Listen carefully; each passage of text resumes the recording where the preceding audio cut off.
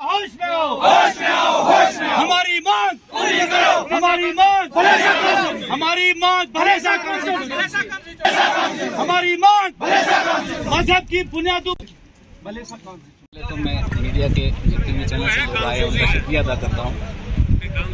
बाकी रहेगी आज हमारी डिमांड्स नहीं है, हम डिमांडें कर चुके पिछले जब से ये बीजेपी गवर्नमेंट आई इन्होंने पीआरआई इलेक्शन करवाए, बीडीसी इलेक्शन करवाए, डीडीसी, तब से हम डिमांड ही कर रहे हैं। तो आज तक हमारी कोई डिमांड पूरी हुई नहीं। आज हमारी वार्निंग है इस गवर्नमेंट को कि जो भेड़ बकरी की तरह हम लोगों को इन्होंने खदेड़ दिया साइडों पे। 4 कॉन्स्टिट्यूंसी में भलेसा के 1.25 लाख वोट को बांटने की क्या ज़रूरत थी?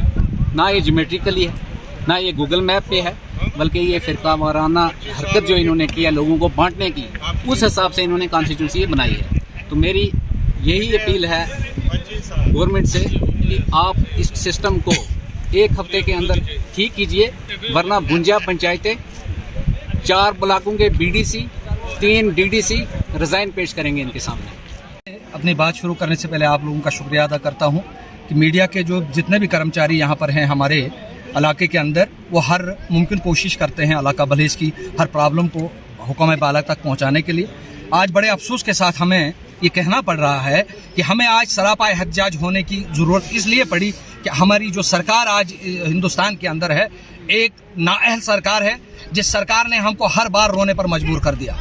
सरकार आते ही पहले इन्होंने हमसे दफ़ा 370 छीना, 35A छीना, हमारे स्टेट का दर्जा छीना, और आज यहाँ तक की नौबत आ गई कि हमको कॉन्स्टिट्यूंसी के अंदर जो जुल्म और ज्यादती हमारे साथ हुई, हमारी एसटी बरादरी के साथ हुई, हमारी एससी बरादरी के साथ हुई, और बिलखुसूस मैं ये कहूँगा कि हमारी एक इंदरवाल कॉन्स्टिट्यूंसी जो हमारी पहचान थी, और हमारी पहचान को मसक करने के लिए, हमारी पहचान को तय करने के लिए सरकार ने ये मजहबी बुनियादों पर यह कदम उठाया है। हम इसकी कड़ी निंदा करते हैं और हम सरकार से कहना चाहते हैं कि अभी भी वक्त है, आप होश में आ जाओ और हमारी पहचान को बहाल करो। हमें ये उम्मीद नहीं थी आपसे कि आप हमारी पहचान को मसक करने के लिए इस दर्जा गिर जाएंगे, और इंदरवाल को खत्म करने के लिए आपके प्यास क्या नाम खत्म हो चुके थे कि आपने डोडा ओढ़ा इंदरवाल को खत्म कर हिस्सों में तकसीम करने का काम किया। जबकि डिलिमिटेशन कमीशन किश्तवाड़ के अंदर आया था, अगर आपको इतनी ही नाइंसाफी करनी थी तो हमको वहां पर उस डिलिमिटेशन कमीशन के सामने बुलाने की गर्ज व गायत क्या थी?